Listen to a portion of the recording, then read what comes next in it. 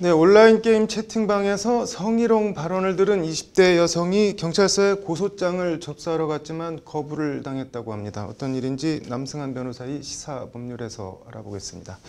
남 변호사님, 사건보 어떤 내용인가요?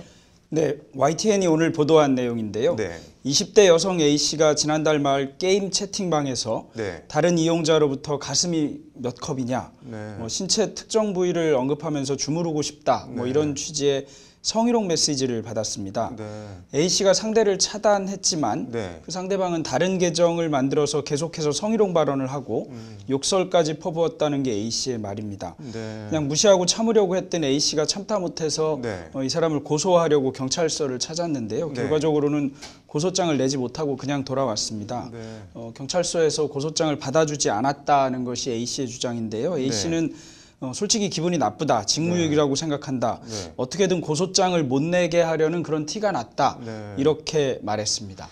이건 뭐 누가 봐도 성희롱 발언이고 여성 입장에서는 모욕감을 느꼈을 것 같은데 경찰은 왜 고소장을 받아주지 않은 건가요? 네, 경찰은 해당 발언이 네. 사이버 공간에서 게임 캐릭터에게 한 말로 볼 수 있다. 네. 그래서 실제 이용자에 대한 성희롱으로 보기 어렵다. 그러니까 모욕죄도 네. 성폭력 관련 혐의도 적용하기 어렵다는 것이 어렵다고 하면서 고소장을 받아주지 않았다는 게 경찰 해명이라고 합니다.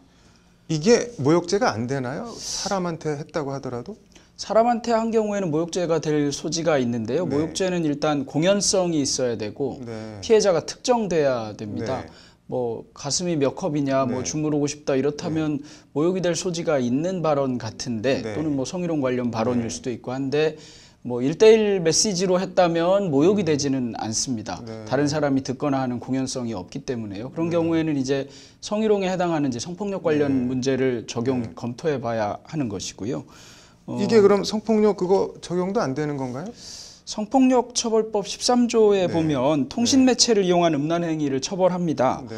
자기 또는 다른 사람의 성적 욕망을 유발하거나 만족시킬 목적으로 네. 전화, 우편, 컴퓨터, 그 밖에 통신 매체를 통해서 성적 수치심이나 혐오감을 일으키는 말이나 네. 음향, 글, 그림, 영상, 물건 이런 걸 네. 상대방에게 도달하게 하는 사람을 처벌하는데요. 네. 2년 2년 이하의 징역이나 2천만 원 이하의 벌금에 처하기 때문에 그렇게 가벼운 죄도 아닙니다. 네. 가슴이 어떤 컵이냐, 네. 만지고 싶다라든가 이런 표현은 성적 수치심을 일으키는 행위에 해당할 것 같고 네. 그렇다면 이런 말을 정보통신망을 통해서 계속 도달하게 하는 행위는 처벌 대상이 되는지 여부를 적극적으로 검토해 봤어야 할 일이 아닌가 생각됩니다.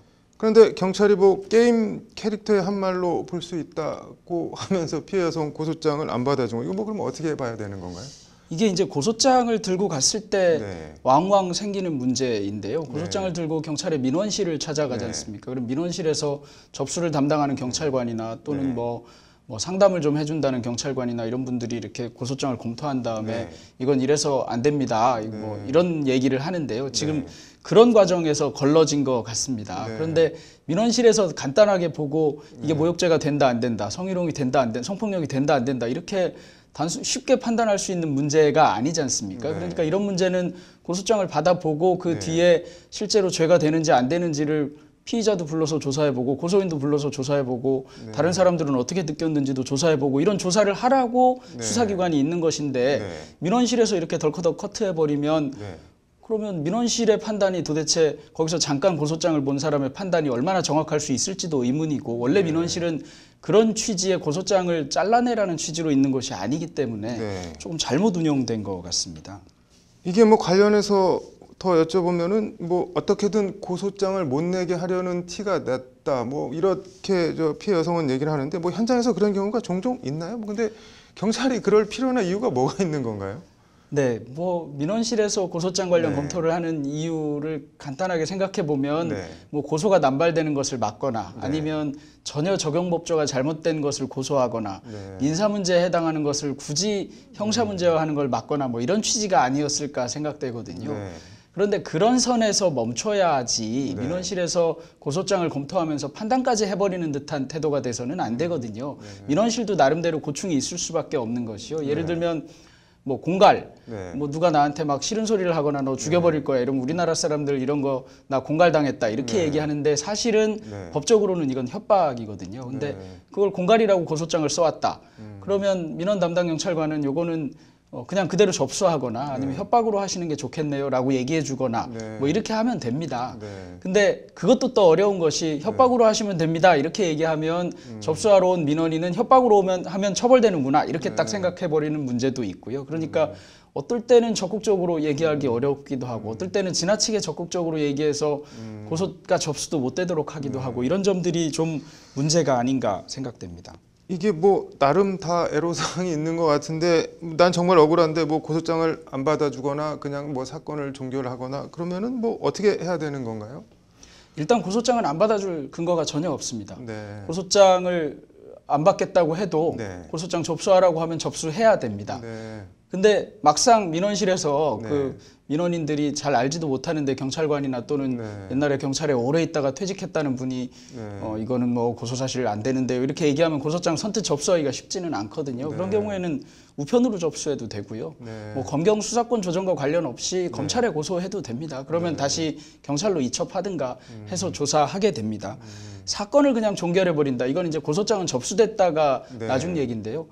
그냥 사건 종결하면 이제 불송치 결정하거나 뭐 이래야 되는데 불송치 결정에 대해서는 네. 이의 신청을 할 수도 있고 불송치한 뒤에 검사가 한번 검토하는 제도도 있어서 네. 원래는 다 걸러지게 마련인데요. 네. 아예 고소장이 이런 것처럼 접수가 안 되면 뭐 그때는 방법이 없지 않습니까? 그러니까 네. 어떻게든 고소장은 접수를 해야 합니다. 원래 사건으로 돌아가면 뭐 이런 문제가 비단 이 여성 혼자만의 문제는 아닐 것 같은데 뭐 게임을 포함해서 사이버 성희롱, 성폭력 이건 뭐 어떻게 대처해야 될까요? 네, 기본적으로는 이런 분들은 말로 해서 해결되는 분들이 아니니까 네. 뭐 적당하게 말로 해결을 했는데 안 네. 된다면 형사고소하는 것 말고는 사실 방법이 없을 것 같고요. 네.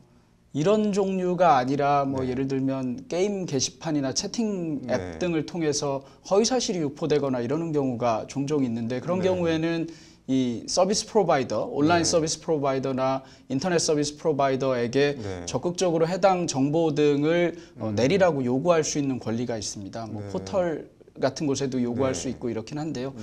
그렇다고 해서 적극적으로 퍼지는 것을 막기는 어렵겠지만 적어도 일단 근원이 되는 곳을 내릴 수는 있는데요. 네. 이와 관련된 내용 증명을 보내거나 하는 것도 그렇게 어렵지는 않습니다. 네. 그러고 이제 기본적으로 원인을 제공한 사람은 처벌해야 하니까 네. 그런 경우에는 고소하는 수밖에 없지 않을까 생각됩니다. 아무튼 뭐 검경 수사권 조정으로 경찰 권한이 커지긴 확실히 커진 것 같은데 더욱 책임 있는 자세가 필요해 보이네요. 오늘 잘 들었습니다.